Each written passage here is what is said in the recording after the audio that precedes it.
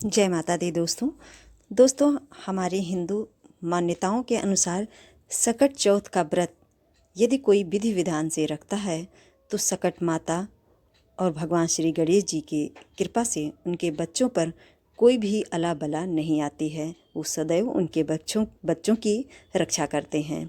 सकट माता के साथ गणपति की कृपा इस दिन पूजा करने वाले सभी भक्तों पर विशेष रूप से प्राप्त होती है। आज के दिन इस व्रत की जो कथा है उसे हमें ज़रूर पढ़ना और सुनना चाहिए। हमारे हिंदू धर्म की मान्यताओं के अनुसार एक लोक कथा प्रचलित है। कथा के अनुसार प्राचीन काल में एक कुम्हार मिट्टी के बर्तन बना करके अपना जीवन यापन करता था। मिट्टी के बर्तन को आग में पकाने के लिए वो आंवा या फिर उसे भट्ठा लगाता था, लेकिन एक बार उसके आंवा में बहुत कोशिशों के बाद भी उसके बर्तन नहीं पक पा रहे थे। तो वह इसका कारण जानने के लिए एक तांत्रिक के पास गया। तो उस तांत्रिक ने उसे इसके पीछे ग्रहों का प्रकोप बताया। इसे दूर करने के लिए उसने कहा कि जब तुम एक बच्चे की बलि दोगे तभी तुम्हारे बर्तन पकेंगे। उसने अपनी ये बातें अपने नगर के राजा को बताई। तब राजा ने सभी लोगों को बारी बारी से अपने अपने बच्चों को बलि के लिए भेजने का आदेश दे दिया। इस बार जब वो प्रक्रिया बढ़ी तो लोगों की गोद सूनी होने लगी।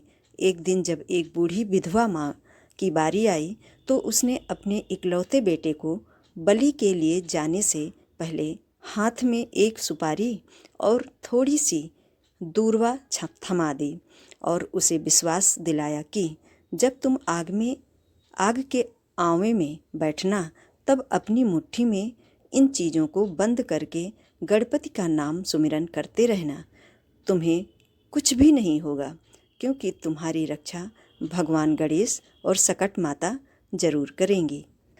जब आवा में उस बच्चे को बिठा करके आग लगा दी गई तो बूढ़ी माँ ने उसके सामने कड़कड़ाती ठंड में बैठकर सकट माता और भगवान गणेश जी से अपने बच्चे की दीर्घ आयु की प्रार्थना की। मान्यता है कि जिस आंवे को पकाने में कई दिन लगते थे वो एक ही रात में ठंडा हो गया और बूढ़ी माँ का बेटा उसके अंदर सुरक्षित था। खास बात यह है कि पूर्व में जिन बच्चों की बलि दी गई थी वे भी जीवित हो गए। मान्यता है कि सकट माता और भगवान गणेश जी के आशीर्वाद से अग्नि भी फूल बन गई। तब से लेकर आज तक सकट चौथ के दिन संतान की दीर्घ आयु और उत्तम स्वास्थ्य की कामना के लिए सभी माताएं बहनें विशेष रूप से यह व्रत धारण करती हैं। इस तरह से दोस्तों सकट चौथ व्रत की ये प्रचलित कथा है। सकट चौथ व्रत वाले दिन सभी लोग को पूजा पाठ विशेष तौर पर करना चाहिए। आज के दिन दान का बहुत ही बड़ा महत्व है। जैसे कि सकट चौथ वाले दिन काले तिल या फिर उससे बनी हुई खाद्य सामग्री जैसे लड्डू आदि का दान विशेष रूप से करना चाहिए। इसके अलावा सकट चौथ पर शुद्ध घी, गुड़, गर्म कपड़े, अन्न और धन का भी दान अपनी सामर्थ्यता के अनुसार जरूर करना चाहिए। सकट चौथ का व्रत रखने के लिए सुबह में स्नान ध्यान करके विघ्नहर्ता और सुखकर्ता कहलाने वाले भगवान श्री गणेश जी की विधि विधान से पूजा करना चाहिए। पूजा में गणपति की प्रिय चीज़ें जैसे दूर्वा, मोदक, तिल के लड्डू आदि अवश्य अर्पित करें।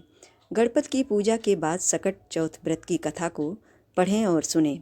सकट चौथ व्रत वाले दिन उगते हुए चंद्र देवता की पूजा का बहुत ही बड़ा महत्व है। ऐसे में चंद्रोदय के समय उनका विधि विधान से पूजन करें और दर्शन करें। सकट चौथ व्रत चंद्रमा के निकलने का जो समय है वो रात्रि में 8:54 है, यानी कि 9 बजे के बाद ही चंद्रमा उदित होंगे। उसके बाद ही अर्घ्य देने का शुभ मुहूर्त हमें प्राप्त होगा। आज के वीडियो में दोस्तों बस इतना ही। हमारी द्वारा बताई गई आप सभी को कथा पसंद आई हो तो लाइक शेयर जरूर कर दीजिएगा। चैनल पर नए हो तो सब्सक्राइब भी जरूर कर दीजिएगा। जय श्री कृष्णा, राधे।